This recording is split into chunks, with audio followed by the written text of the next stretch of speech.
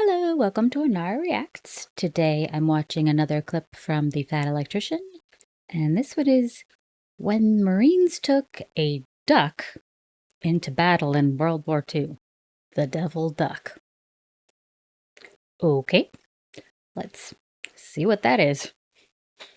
This is probably the most Marine Corps story I've ever heard in my entire life, and there's absolutely no way that it's been embellished. Like a lot.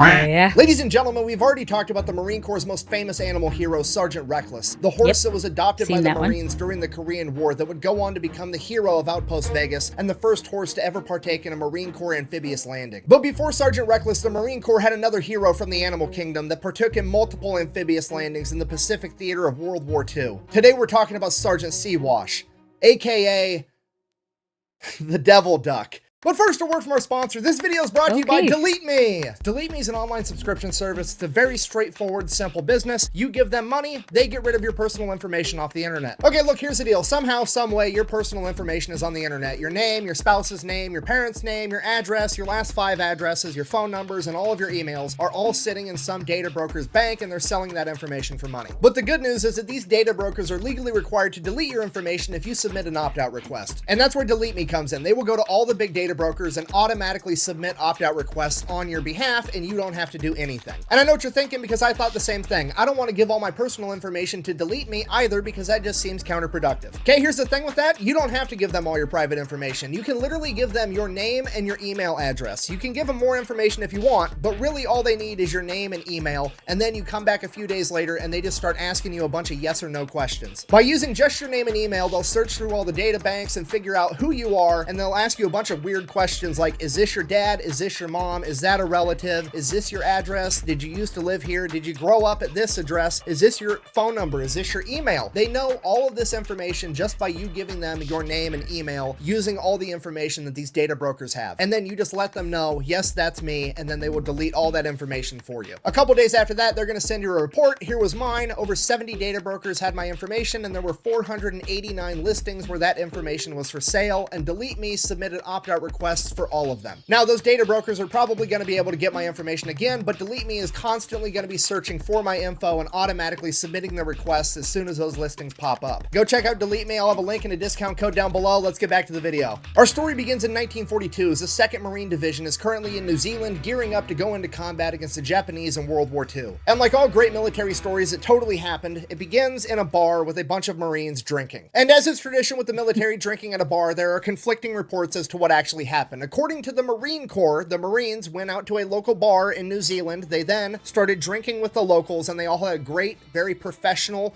cordial time where they all drank a very appropriate amount of alcohol, potentially even a Surgeon General recommended amount.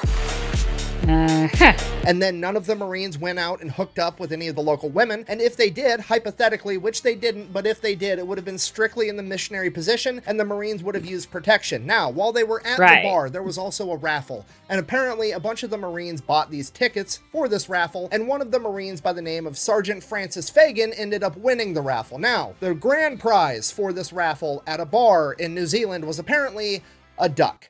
And that's what the Marine Corps says happened. Now, according to the other sources, mostly the personal accounts of the Marines that were actually there, and quite frankly, common sense, says that the Marines were at this local bar partying their faces off like they were about to go into the biggest armed conflict the world has ever seen. And while they were there, some of the Marines were playing poker with the locals, and the Marines apparently took all of their money, and they came back to the table, and they're like, all right, well, here's my prize duck. I'm going to put that up as a wager. And the Marine Corps ended up winning that too. And that, again, was Sergeant Francis Fagan, aka Pappy. Now, personally, I'm going to go ahead and err on the side of the Marines got hammered at a bar and won a duck in a poker game, and the chain of command didn't want to get in trouble for associating the Marine Corps with gambling, so they just made up some weird shit, like apparently bars in New Zealand raffle off ducks, but you can go ahead and decide to believe whatever you want. Regardless, either way, Francis Fagan, and by extension, the Marine Corps, now has a duck. So what are the Marines going to do with a duck? Obviously, they take it under their wing. Lays eggs.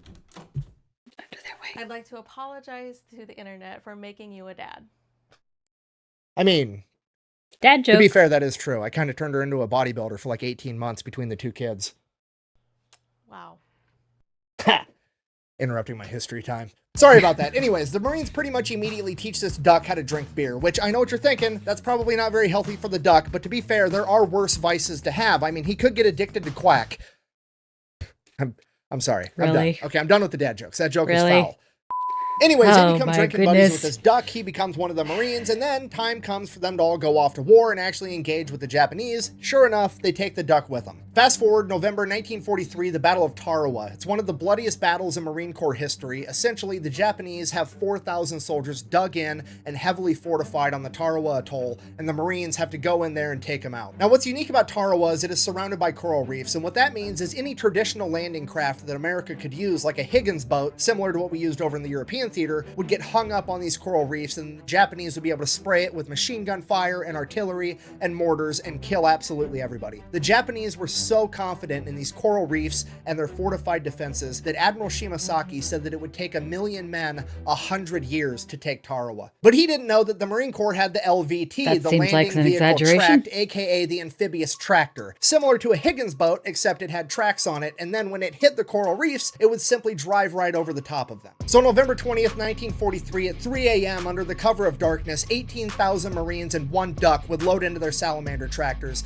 as they prepared to launch their amphibious landing at the quack of dawn. As dawn broke, the Japanese soldiers watched in horror as the American landing crafts did not get hung up on the reefs, but simply drove right over the top of them. The only surviving Japanese officer from this battle, Kiyoshi Ota, would later go on to write, "We could see the American landing craft coming towards us like dozens of spiders over the surface of the water, as one of my men exclaimed, 'The gods of death have come.'" As the Marines reached the beach, they would become pinned down from heavy machine gun, artillery, and mortar fire. They were only able to secure the first 70 yards of the beach after hours of combat. It is at this point that the Marines' front line was charged by an enemy rooster, and Sergeant Siwash charged past the Marine line to meet the chicken in winged combat in the middle of the battlefield. After sustaining several pecks to the head, Siwash was able to repel the enemy ambush and save his fellow Marines. The Marines would then go on in the following days to completely take over the island. The Japanese believed that it would take 1,000,000 men 100 years. In reality, it took 18,000 Marines and one devil duck 72 hours. For sustaining multiple peck wounds on the battlefield, the Marines tried to get Siwash the Purple Heart. Unfortunately, that wasn't going to work out, but the chain of command still cited Siwash for bravery on the battlefield. That citation, written by Lieutenant Colonel Presley M. Brexley, is as follows. For courageous action and wounds received on Tarawa and the Gilbert Islands, November 1943, with utter disregard for his own personal safety, Siwash, upon reaching the beach without hesitation, engaged the enemy in fierce combat, namely one rooster of Japanese ancestry, and though wounded on the head by repeated pecks, he soon routed his opposition. He then refused medical aid until all wounded members of his section had been taken care of first. Siwash and his fellow Marines would then see battle again at the Battle of Saipan, also known as the D-Day of the Pacific. However, allegedly due to some intel, there would be no enemy poultry on the beach, so Siwash's services were no longer needed, and he would remain on the boat for the initial 3 days of the battle. After that, he would go ashore and support his fellow Marines. At the conclusion of the Battle of Saipan, the Marines had gained valuable intel regarding the neighboring island of Tinian, and they would immediately launch another attack to gain that island as well, and this time, the Devil Duck would partake in the amphibious landing. From there, he would identify an enemy duck that he would engage in build combat until forcing it to finally retreat. A couple of days after that, the Marines would take the island entirely, and shortly after that, Sergeant Siwash would lay an egg. Apparently, Siwash and the other duck I mentioned a minute ago were doing a little bit more than just fighting. Either way, at this point, the Marines now realize that Sergeant Siwash is in fact a girl, to which they're like, "A woman! Treacherous snake!" Just kidding, they didn't actually care. In reality, they were probably giving each other a hard time, like, all right, who did it? Fess up.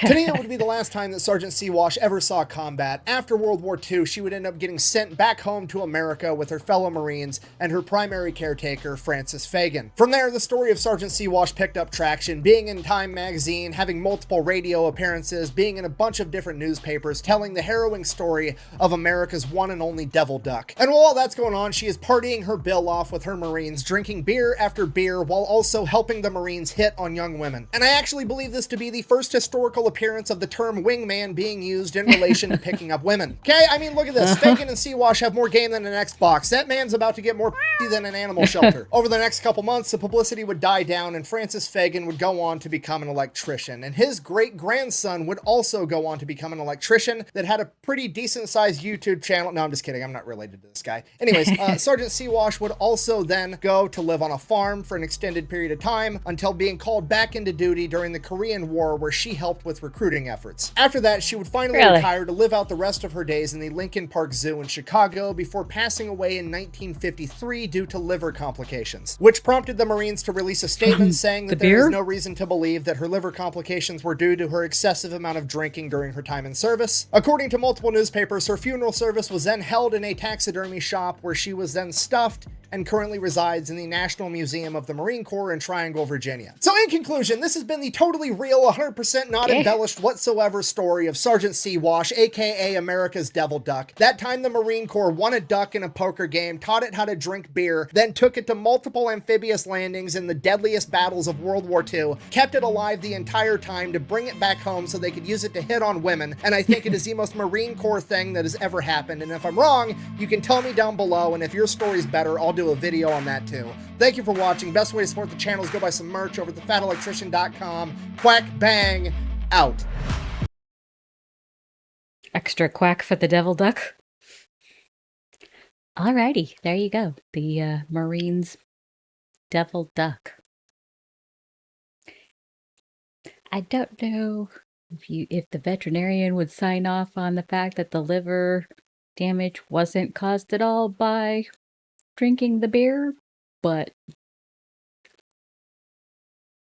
compared to normal lifespans of a duck, I'm presuming that it lived a decent amount of time, especially considering that it was an active fights during the war, so it survived. But the dad jokes were numerous in this one. I will put a link to the original in the description. And thanks for watching. Remember to hit like and subscribe.